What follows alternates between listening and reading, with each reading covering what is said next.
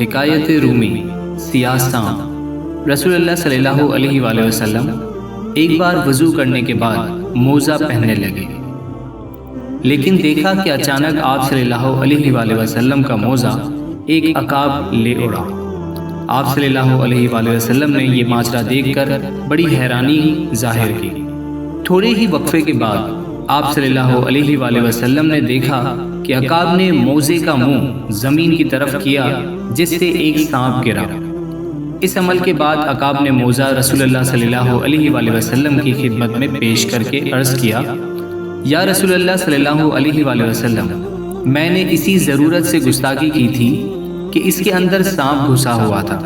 مجھے حق تعالیٰ نے آپ صلی اللہ علیہ وآلہ وسلم کی حفاظت کا مأمور فرمایا، ورنہ میری کیا مجال تھی کہ آپ صلی اللہ علیہ وآلہ وسلم کے حضور ایسی بے ادبی کرتا۔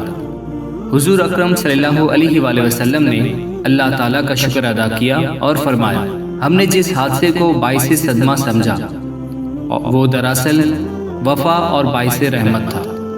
عقاب نے عرض کیا کہ میں نے ہوا میں اڑتے ہوئے موزے میں سانپ دیکھ لیا، تو یہ میرا کمال نہیں یا رسول اللہ صلی اللہ علیہ وآلہ وسلم، یہ آپ صلی اللہ علیہ وآلہ وسلم ہی کے نور اور روشنی کا فیضان اور عکس تھا۔